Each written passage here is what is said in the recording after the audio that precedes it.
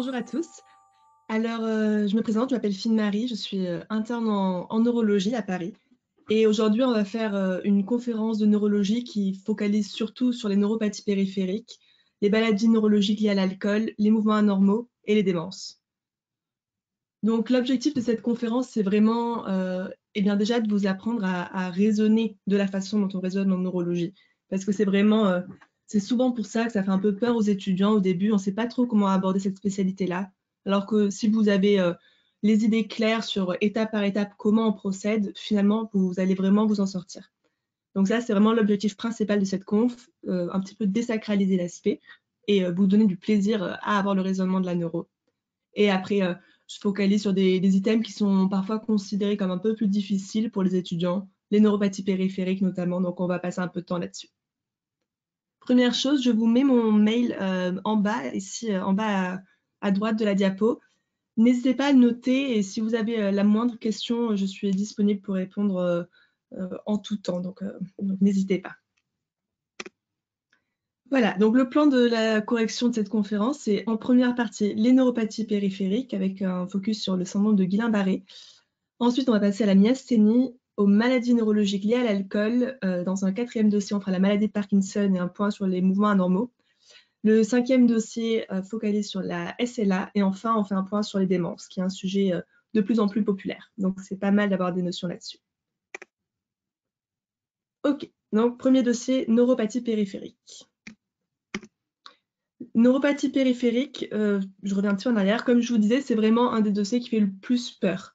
On a ce gros tableau sur la première page du collège où on voit toutes les étiologies. Et vraiment, on se dit « oh là là ». Et l'objectif de ce dossier, c'est donc de commencer à bien réfléchir comme en neuro, en procédant étape par étape. Donc, qu'est-ce qu'on fait en neuro? Première étape, on regarde quels sont les symptômes, quels sont les signes présentés par le patient. Donc ça, c'est vraiment le premier truc à faire. Ensuite, on classe en syndrome. Est-ce que je suis plutôt dans une atteinte périphérique, plutôt dans une atteinte centrale? Troisième étape, on va faire le diagnostic, tout ce qui est topographique. Ça vaut pour les neuropathies périphériques, mais aussi pour tout le reste. Et enfin, on passe au diagnostic étiologique. Donc, si vous procédez avec ces 4 étapes, toujours en neuro, normalement, vous n'allez pas trop vous planter. Pour commencer, on va faire un petit point sémiologie, justement, sur le déficit moteur. Je vous en ferai quelques-uns au cours de la conférence, des points sémio sur des choses qui me paraissent importantes. La neuro, c'est une spé de sémiologie. Donc voilà, pour se mettre un petit peu en jambes. Alors, le déficit moteur. Pour commencer, comment est-ce qu'on évalue la force motrice? La force motrice, c'est quelque chose qu'on évalue d'abord de façon globale, en faisant le Main-Gazzini. On demande au patient de tenir cette position que vous voyez à gauche pendant 5 secondes. Et ensuite, le barré, où on lui demande de tenir les bras devant lui pendant 10 secondes. Ça nous donne une première impression un petit peu de la force motrice du patient. Et ensuite, dans un second temps, on passe à l'appréciation segmentaire, groupe musculaire par groupe musculaire, où on va classer une force de 0 pour une absence de contraction à 5 pour une force normale. Ensuite, une fois qu'on a, donc ça c'était la première étape, on va dire un symptôme, un déficit moteur. La deuxième chose qu'on va faire, c'est classer en syndrome. Donc, les 4 grandes possibilités de syndrome moteur sont les suivants.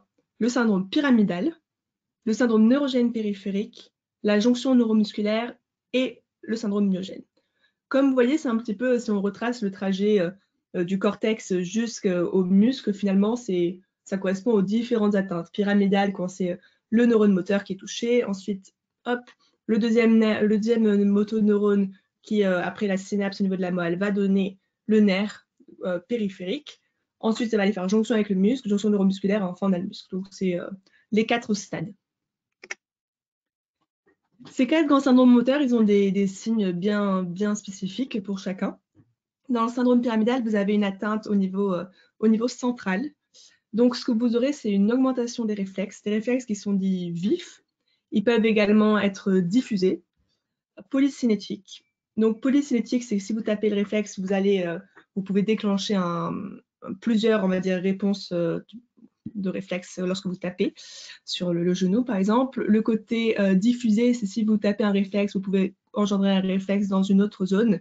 Et zone réflexogène étendue, si vous, au lieu de, on va dire, la zone sur laquelle vous tapez votre réflexe, elle sera plus large et engendrera une réponse. Donc, au lieu de juste, par exemple, si vous tapez le réflexe rotulien, de juste taper sur le genou, vous pourrez également engendrer le réflexe en tapant, par exemple, sur la cuisse. Ça, c'est différents éléments qui font partie des réflexes vifs et du syndrome pyramidal.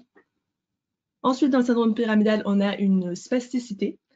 Donc, c'est quelque chose qu'on voit, par exemple, dans le fauchage. Quand les patients marchent, ils n'arrivent pas à plier la jambe parce qu'il y a une spasticité qui se met en place.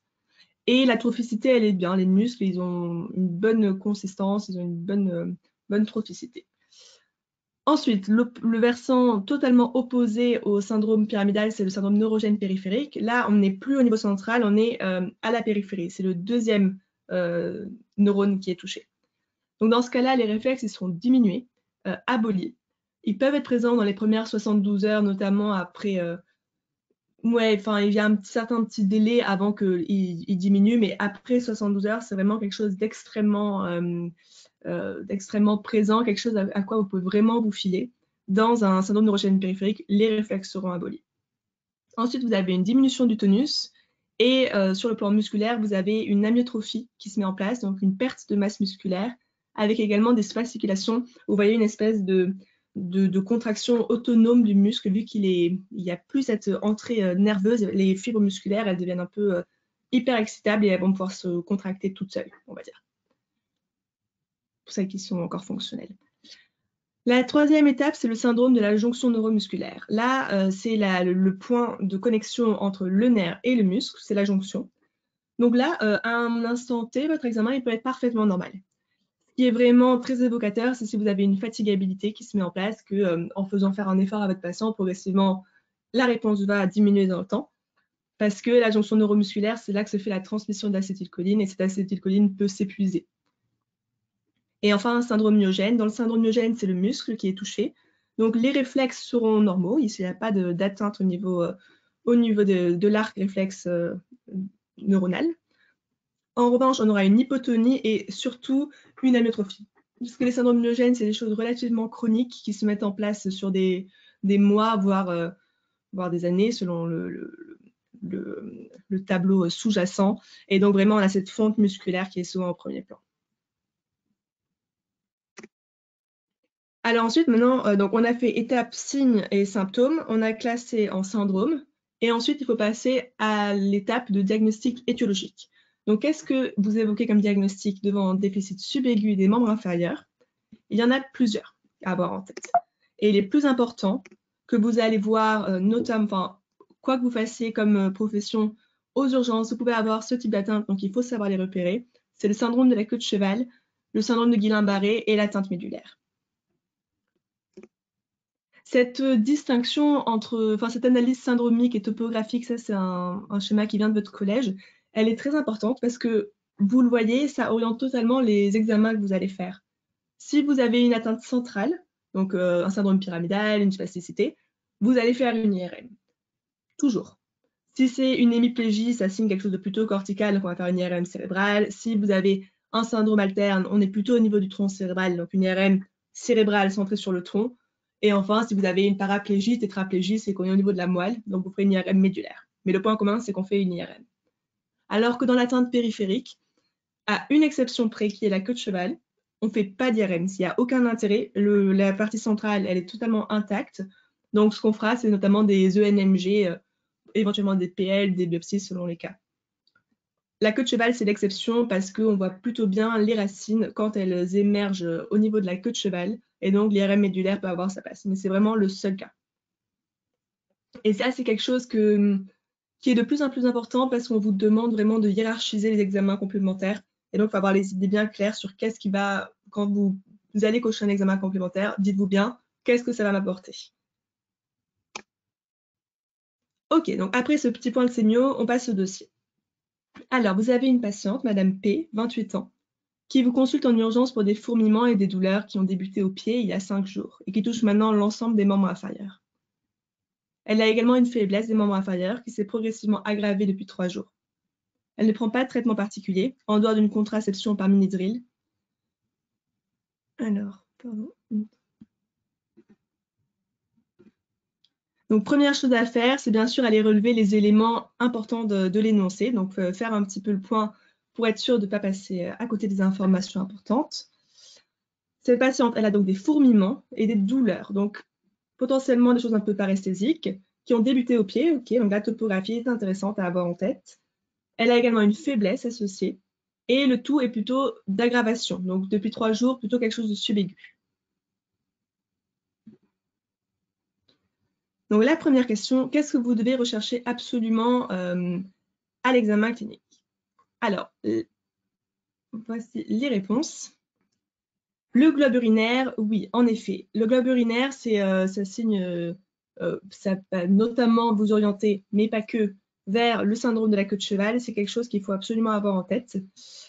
L'abolition des réflexes, oui. Là, à ce stade-là, je vous remets l'énoncé. On n'a pas encore trop d'informations détaillées sur est-ce que c'est central, est-ce que c'est périphérique. Donc, il va falloir avoir cette information-là pour s'orienter. La belle indifférence, c'est on va dire un signe neurologique fonctionnel où les patients présentent des tableaux extrêmement, on va dire, marqués, où ils ont des gros déficits et qu'ils sont complètement indifférents à ces déficits-là. Et donc ça signe souvent plutôt une atteinte neurologique fonctionnelle et c'est vraiment un diagnostic d'élimination après avoir aimé tout le reste uniquement pour en parler. Donc ça, c'est pas, avec le mot absolument, c'est pas quelque chose à évoquer. L'anesthésie en selle, c'est vrai, c'est comme le globe urinaire, ça fait vraiment partie de cette atteinte des racines les plus basses. Donc ça, c'est un point important à aller rechercher, racines au niveau sacré. Et le signe de la ZEG, ça, c'est sympa à faire si vous avez du temps, si vous êtes dans un service de neurologie. Bien sûr, on va le faire, mais là, avec le mot absolument, c'est pas ça qui va vous orienter sur votre prise en charge. Il faut vraiment surtout aller faire la différence. Est-ce que je suis bien dans quelque chose de périphérique ou de central?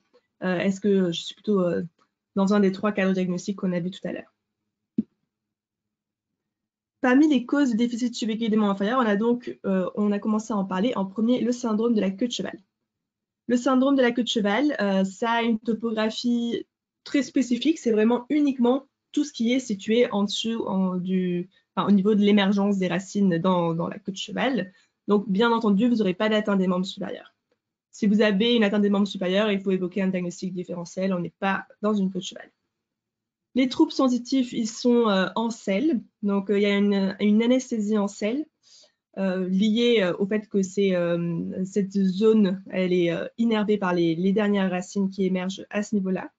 Et vous pouvez également y avoir une atteinte des membres inférieurs. Les réflexes sont diminués. On est dans quelque chose de périphérique. Il y a une hypotonie.